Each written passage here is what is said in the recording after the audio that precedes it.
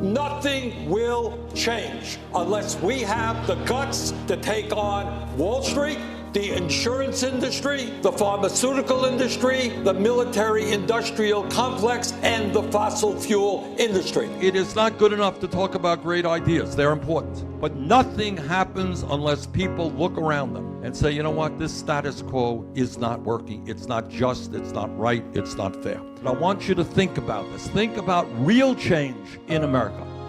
We cannot go back to the old ways. We have got to go forward with a new and progressive agenda. The labor movement was created when millions of workers stood up and said, you know what, you're going to treat us with dignity and respect. We're going to have collective bargaining. It wasn't somebody on the top who made that decision. The civil rights movement did not occur because somebody in the White House said, you know, maybe we'll allow African Americans in the South to vote. Maybe we'll end segregation. I think it's a great idea. That's not how it happened. It happened when millions of people stood up and said, we will no longer accept racism and segregation in America. I am proud to stand with the working families of our country, prepared to take on the powerful special interest. That is what I did yesterday. That is what I did 25 years ago. That is what I'll do tomorrow.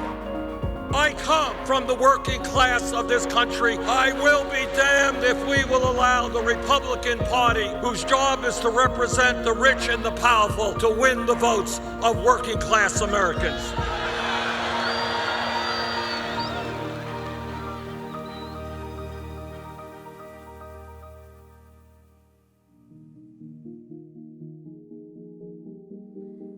If you're watching this video, you already know how important it is to make Bernie Sanders our Democratic nominee and our next president. Every single person watching this video has something on the line in this election. It could be that you or someone in your family can't afford the medical care they need, or you're struggling with student debt. You might live in fear of being deported, or of sending your child to school in the morning because of the constant threat of gun violence in this country. And all of us live in an economy that for too long has served the interests of the billionaires and not the 99%. And all of us live under the threat of catastrophic climate change, with time running out to act.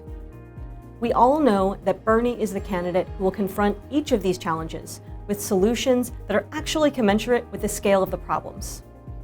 We also all know that Bernie is the strongest candidate to take on and defeat Donald Trump, because he's the best candidate to motivate the tens of millions of Americans who the pollsters call unlikely voters, who feel that the political system has failed them.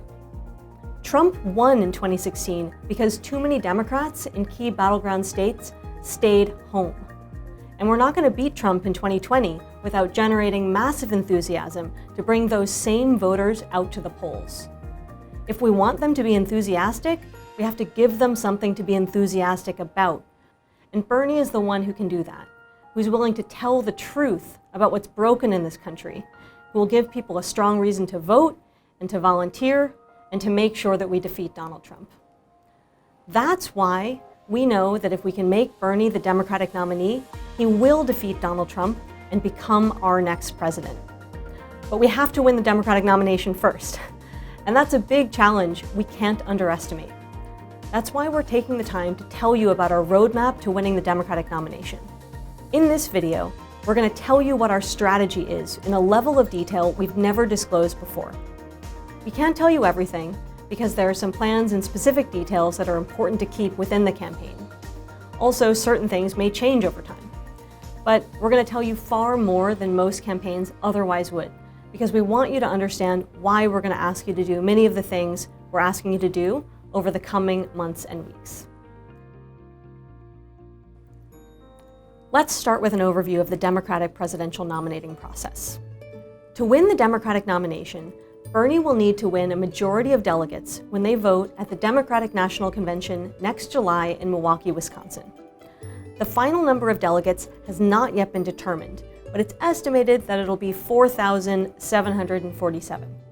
Those 4,747 break down into two categories. First, there are pledged delegates. Pledged delegates are sent to the convention based on how each candidate does in their state's primary or caucus. When we battle for votes in each state, our goal isn't just to win that state for Bernie, but to win pledged delegates who will attend the Democratic National Convention in July and cast their votes for Bernie. There are 3,979 pledged delegates. There are also 768 automatic delegates, commonly known as superdelegates, who go to the convention as members of Congress, Democratic governors, DNC members, and other distinguished party leaders like former presidents. You may remember superdelegates from 2016 or 2008 or past elections. Thanks to some changes put in place after 2016, those 768 superdelegates only get to vote on the Democratic nominee if we get to the convention and no candidate wins a majority of the pledged delegates on the first vote. In that case, all the delegates would vote until one candidate wins a majority. Now, we're not going to spend a lot of time talking about what might happen at the convention under those circumstances. All you need to know for the time being is that our campaign is preparing for that unlikely scenario, and in the meantime, the surest way to make sure that Bernie becomes our nominee is to help Bernie win a majority of pledged delegates by winning state by state. So let's talk about state-by-state primaries and caucuses where the pledged delegates will be awarded. First, the order is important here. One of the most important things we want you to understand about our strategy from this video is that the earliest states in the calendar are the most important states, not the biggest states. What happens in the first few primary contests will have a huge impact on the race. You might think that because we need to win the most delegates, we should focus on the biggest states that have the most delegates at stake. But actually, we need to focus on the earliest states most of all, because the candidates who win will build momentum that they can carry into later states, while the candidates who lose will be winnowed out. That's why our goal is to win as many of the early states as possible. So let's talk about state-by-state primaries and caucuses where the pledged delegates will be awarded. The Iowa caucus is the first nomination contest in the nation. If you're not sure what a caucus is, it's basically an event where people vote in big public groups in community spaces, high school gymnasiums, and other places, town by town, across the entire state, all at once on one night. Who wins or does well in the Iowa caucus is extremely important. Campaigns often remark that there are only 2 or 3 tickets out of Iowa, meaning that everyone who finishes lower is soon to be eliminated from the race. That's why you may have seen Bernie and every other presidential candidate spending so much time in Iowa, the Iowa State Fair, state party events, having rallies, etc. This year, the Iowa caucus will happen on Monday, February 3rd. Then comes New Hampshire, which is the first primary election in the nation, on Tuesday, February 11th. If you remember 2016, Bernie won New Hampshire by the highest vote margin in history, 22 points. Next, on February 22nd, we have the Nevada caucus. And finally, the South Carolina primary on Saturday, February 29th. Those 4 states combined in February account for only 155 of the 3,979 pledged delegates, 3.9%. But who wins in each of those states could have huge impacts on the overall direction of the race. Some candidates may drop out if they don't win any delegates and start to run out of money. And polling done before the first 4 states often changes dramatically compared to polling done afterwards, because voters in future states may switch who they're planning on supporting based on whether they think their first choice candidate actually will be able to win. That brings us to our next big day, Tuesday, March 3rd, which is known as Super Tuesday. A lot of states and territories are voting on that day.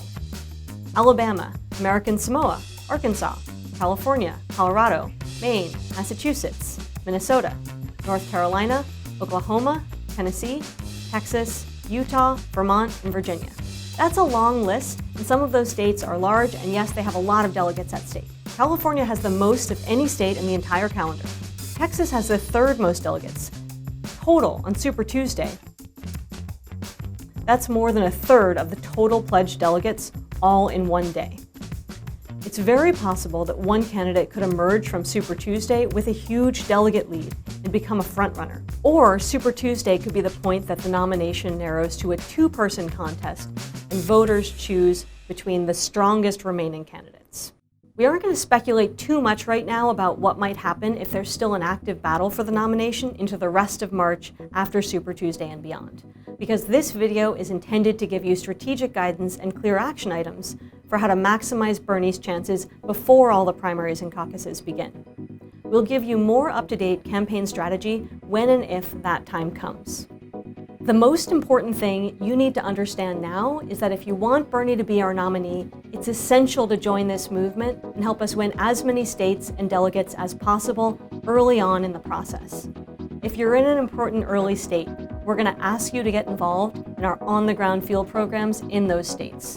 And if you're not in one of those states, we're going to ask you to help us win those important early states from wherever you are in the country.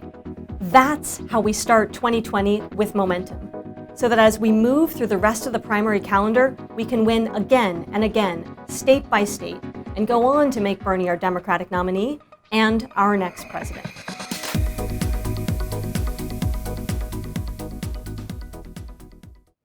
Okay, so now we understand the big picture of how we win this election, and we know that the stakes are high in the early states. I want to cover how we approach talking to voters. When talking to people about participating in the election, there are two key parts.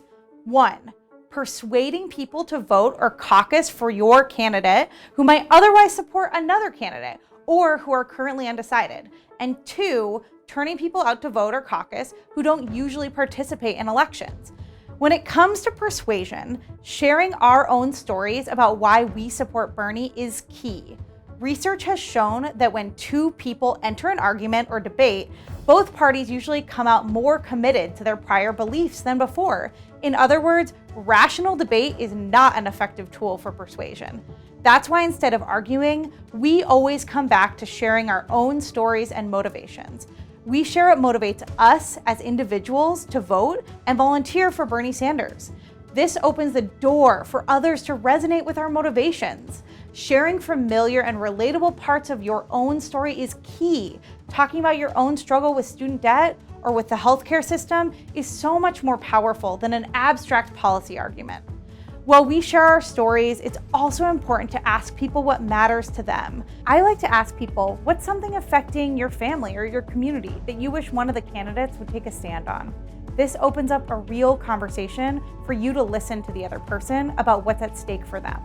Now we're gonna think about how to actually have these persuasive conversations. Think about somebody you know. Think about what's important to them. Think about what you would say to them about why you support Bernie, why you're passionate enough about Bernie to volunteer. I would share honestly that I remember when I started to understand the climate crisis and how that roots me in supporting Bernie Sanders. When I was 12, sitting in my living room, there was a major heat wave in Pennsylvania, and it was too hot to go outside. I had this clenching feeling in my stomach that this was gonna last forever. The heat wave ended, but summers have gotten hotter and hotter. Hurricanes more and more severe. I know that Bernie Sanders is the only presidential candidate with a plan to pass a Green New Deal to take on climate change and create 20 million good union jobs. And so I'd end with asking, what is something affecting your family or your community that you wish one of the candidates would take a stand on? We also at times have to contrast with the other candidates in the race, following the lead of our campaign and of Bernie.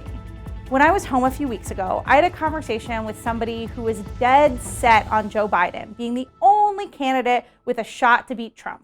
I listened, agreeing that beating Trump was key, but I also shared some important information about Joe Biden. I said, did you know that Joe Biden told a room full of Wall Street billionaire donors that nothing would fundamentally change if he became president? I'm for Bernie because he does think we need major change. Bernie has always stood up to the powerful, opposed corruption, and fought for ordinary people. Our campaign is not funded by wealthy corporate interests, but by millions of small donations from people like us.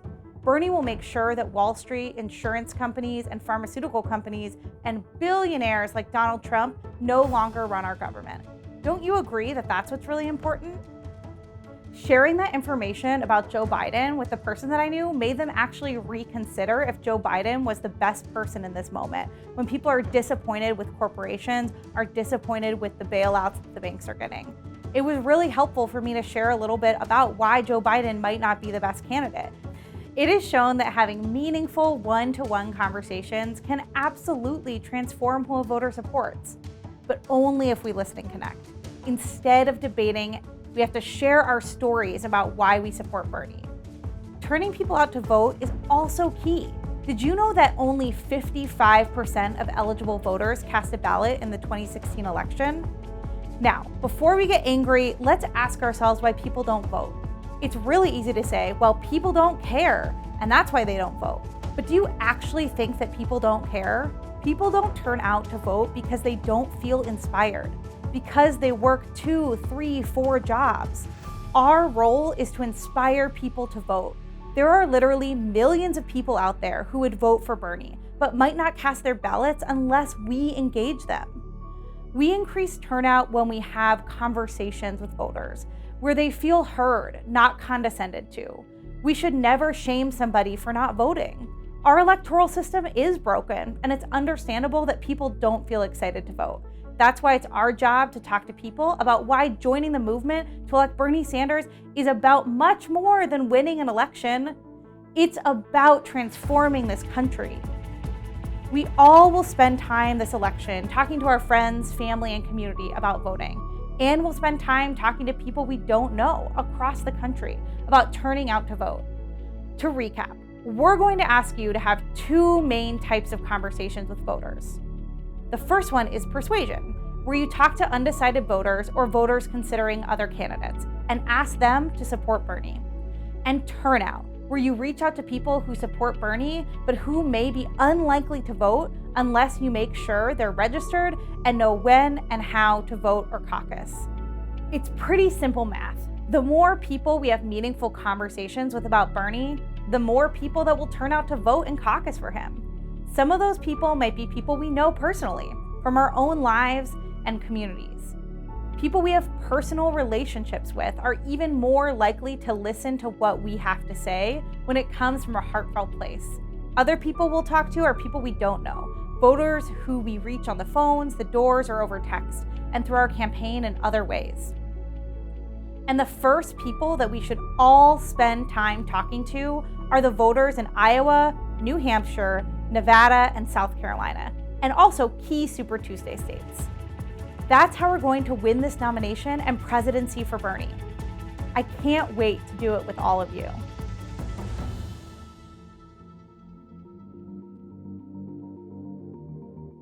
So to start, we all know that the majority of people in America support policies like the Green New Deal, Medicare for All, and free college. So collectively, we are personally connected to these millions of people. They are our friends and our classmates, our coworkers and our family members. Just like Becca outlined earlier, we need to make sure that we are turning out the Bernie supporters that we know to vote or caucus and persuade the people that we know who are on the fence about Bernie. We call this friend-to-friend organizing, and it is a critical part of how we are going to put Bernie in the White House. Now, the good news is that you are the most powerful and effective messenger to turn out, persuade, and recruit the people that you know to volunteer with our campaign. Yes, you. There is so much at stake in this election that so many voters are looking to the people in their lives for guidance on how to choose the right candidate. So I would tell my younger sister, Christina, for example, that one of the reasons why I support Bernie is because he believes that everyone should have health care. So with Bernie in the White House, our parents who didn't have health care for most of their life would never have to worry about seeing the doctor or any medical debt. With Bernie in the White House, our parents who didn't have health care for most of their lives would never have to worry about seeing the doctor or ever worry about medical debt. So you most definitely have people in your life that you can persuade, just like how I can persuade my sister. And so all of us must commit to having thoughtful, intentional, and ongoing conversations with the people in our lives. Friend-to-friend organizing is especially powerful for students, or if you're part of an organization like a mosque or a church, union, or community organization. This may be because you may interact with a big group of people regularly, and also you have a shared experience or identity. And this shared identity or experience makes you a credible messenger. Now, at this point, I hope you all understand the power and the responsibility that all of us have to talk to the people that we know. Just like we need to canvass voters by making phone calls and knocking on doors, we need to canvass the people in our own lives. Have you ever knocked on doors or made phone calls for a campaign before? Okay, awesome. So as you know, you get a list of people from the public voter file that you need to either call or knock their door on. And then you're able to track the conversation either using an app or by paper and pen. Well, believe it or not, until now, there has never been any real way for a campaign to do this. So this is why our campaign developed our revolutionary campaign app, Burn. The Burn app allows you to be the point person for your personal list of voters. So what you would do is you would build a list of all the people that you know, track the conversations that you have with them, and give your friends important information about how they register and how they vote. First, I log how my friends are feeling about Bernie. Burn never asks me to share their contact information, and the campaign will never try to reach out to my friends on my behalf. It's important that I do not guess how my friends feel about Bernie. If I do not know how a friend feels about Bernie, I can send them my digital Burn survey to find out. Ahead of Election Day, the campaign will send me my friends' voting locations, so I can make sure all of my friends know when, where, and how to vote or caucus for Bernie. Next, I share my Bernie story with people who are on the fence about Bernie. Sharing my personal story and actively listening to others is the best way to persuade people to support Bernie. Lastly, I use Burn when I get together with a group of volunteers to talk about Bernie at a public spot in my neighborhood, like the subway station or a farmer's market, or while I go about my daily life. When a stranger compliments me on my Bernie shirt, I make sure to add them to Burn so the campaign can follow up with them about voting. Burn is the revolutionary app that puts the power of organizing our personal networks for Bernie right in our pockets. You can search for Burn, B-E-R-N, the official Bernie 2020 app right now in the Apple app or Google Play stores. This is how we build our movement, put Bernie in the White House, and transform our country.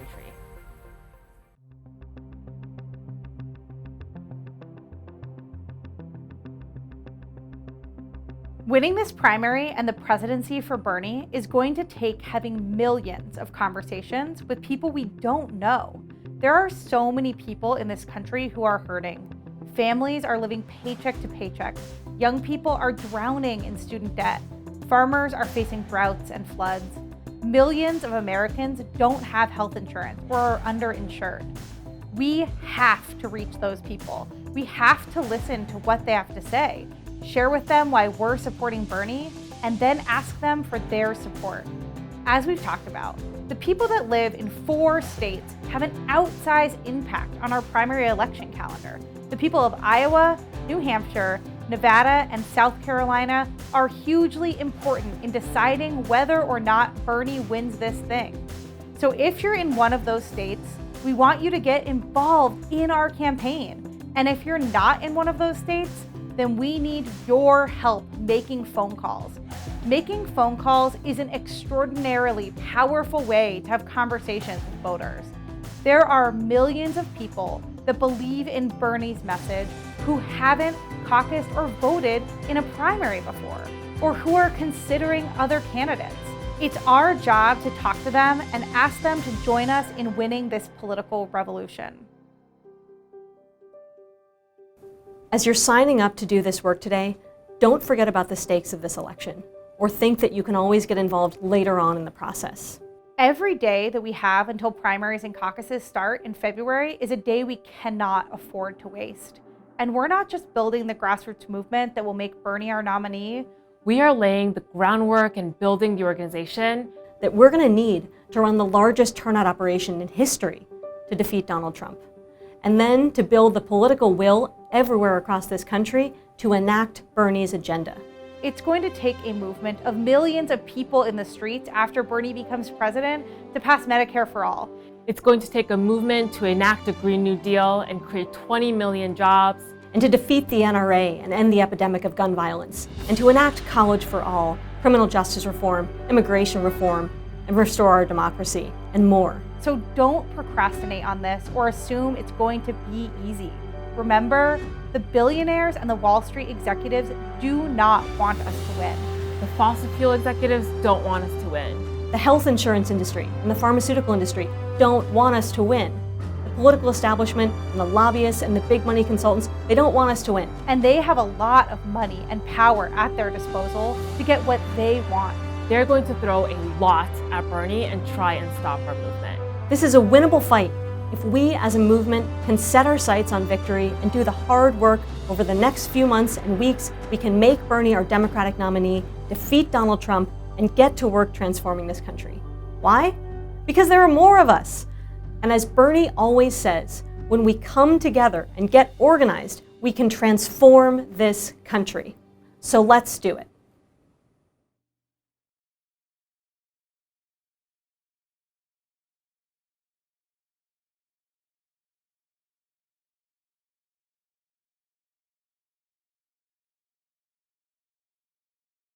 This is Betsy DeVos, Jeff Bezos, all the other billionaires, the pharmaceutical companies.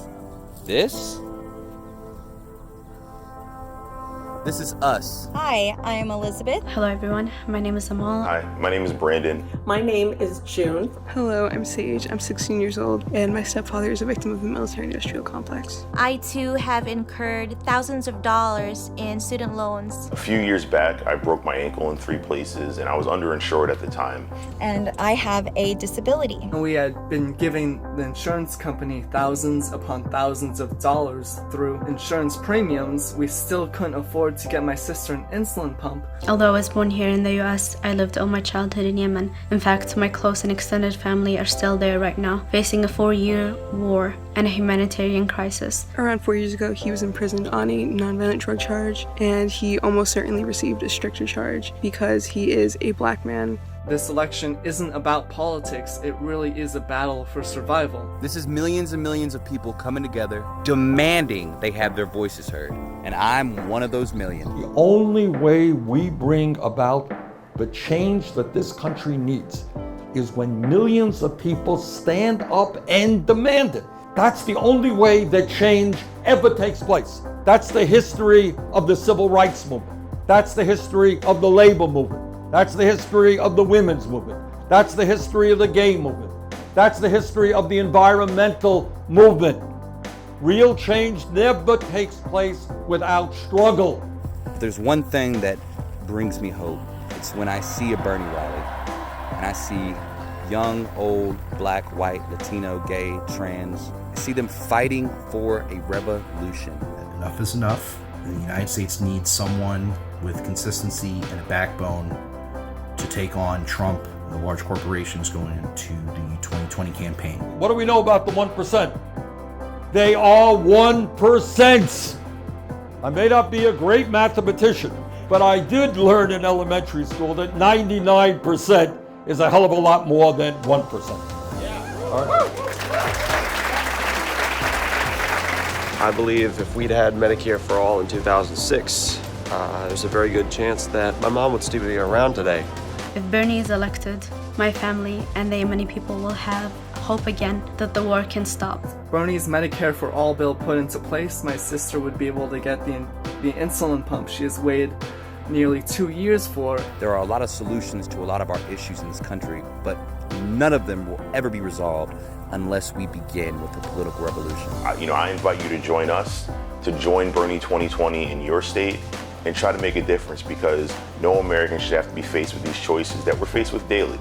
So let's do it. Let's run a historic grassroots campaign. And when we do that, the 1% can spend all of the money that they want. We're going to beat them.